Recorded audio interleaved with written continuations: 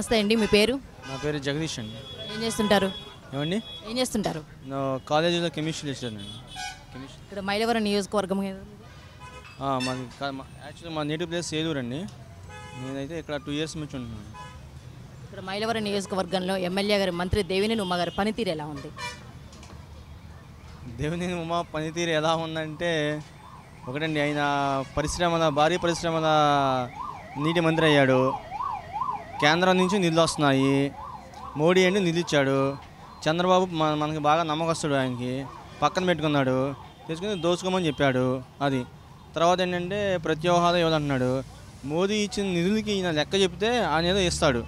పోనీ ఆ కేంద్రం అయినా సరే ఎప్పుడప్పుడు లెక్కలు అడిగి ఆంధ్రప్రదేశ్ ప్రజలకు మంచి చేద్దాము, ఎప్పుడప్పుడు వీళ్ళు ఏమైనా తినేస్తారేమోనని లెక్కలు అడిగేసి వీళ్ళు ప్రత్యేక హోదా ఇద్దామని ఏమీ లేదు.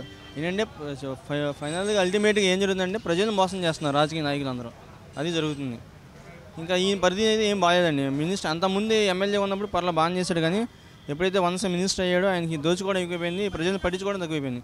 ఈవెన్ ఆయన ఆపోజిషన్లో ఉన్నప్పుడు ఎవరైతే ఆయనకి టెంట్లు వేసారో, ఇది ధర్నాలు చేయడం కానీ వేరే ఇతర కార్యక్రమాలకి వాళ్ళని పట్టించుకోవట్లేదు. ఇప్పుడు అపోజిషన్గా వైఎస్ఆర్సీపీ నుంచి వసంత కృష్ణ ప్రసాద్ గారు బరిలోకి దిగబోతున్నారు. మరి వారు గెలుపు అవకాశాలు ఎలా ఉన్నాయంటారు?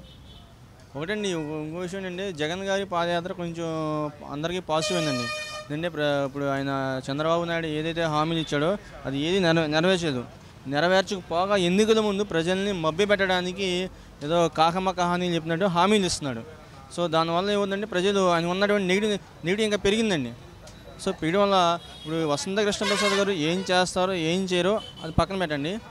సో జనరల్గా కొంచెం ఆయనకి పాజిటివ్గా ఉంది. అది ముఖ్యమంత్రి చంద్రబాబు గారి పరిపాలన ఎలా ఉందంటారు? నేనైతే 0 మార్కులు నెగిటివ్ మార్క్స్ అయితే ఇస్తాను. ఎందుకంటే ఎన్నికల ముందు అసలు ఫస్ట్ బైఫర్గేషన్ అవ్వడానికి కారణం one of the major reason ఆయన లెటర్ అయిన తర్వాత అప్పుడు ఉన్నటువంటి సెంట్రల్లో ఉన్నటువంటి కాంగ్రెస్ నుంచి స్టెప్ వేసింది ముందుకు ఇవ్వడానికి. ఈయన ఒపీనియన్ తీసుకుని ఫస్ట్ మెయిన్ మైనస్ అది. రెండో విషయం ఏంటంటే పోనీ బైఫర్గేషన్ జరిగింది, రాష్ట్రం ఏమైనా అభివృద్ధి చేస్తానంటే లేదు. ఫారెన్ కంపెనీస్ అందరికీ ఉన్న భూమిని దారాతుంది. ఫారెన్ పీపుల్ ఎందుకండి? ఇక్కడ హ్యూమన్ రిసోర్సెస్ ఉన్నాయి, టాలెంటెడ్ పీపుల్ ఉన్నాడు.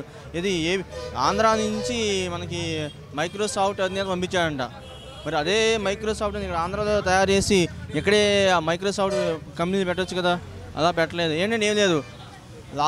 నారా లోకేష్కి అయితే పొలిటికల్గా 0 మార్క్స్. ప్రజల్లోకి వెళ్ళి ప్రజల్ని అట్రాక్ట్ చేసి ప్రజల్లో సేవ చేయడానికి అయితే ఏమీ లేదు. చంద్రబాబు రిటైర్ అవుతున్నాడు. ఇప్పుడు ఏంటంటే పార్టీ నడిపించడానికి 20-30 సంవత్సరాలు కావాల్సిన డబ్బు మొత్తం ఇప్పుడే కూడబెట్టేశాడు. నియర్లీ 6 లక్షల కోట్లు అంటున్నారు. సో ఈయన పరిపాలన అయితే ఏమీ లేదండి, అన్ని కాకమ్మ కహానీలు చెప్తున్నాడు. సో ఏంటంటే అంత 0. ముఖ్యమంత్రిగా ఎవరు వస్తే బాగుంటుంది?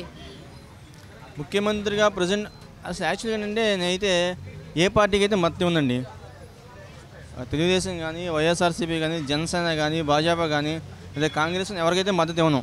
అయితే ఆల్టర్నేటివ్ లేదు కాబట్టి ఇప్పుడు మహేష్ బాబు మన ఒక సినిమా వచ్చిందండి, ఇది భరత్ అని నేను అతను ఏం చెప్తాడు, గ్రామాలకి స్వయం పరిపాలన అంటాడు. అలా వస్తే బాగుంటుందండి.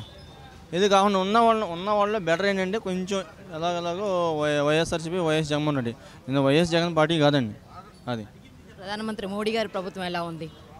ప్రధానమంత్రి మోడీ గారి పరిపాలన అంటే ఆయన గుజరాత్లో సీఎంగా చేసినప్పుడు ఆయన సీఎంగా బాగా చేశాడు.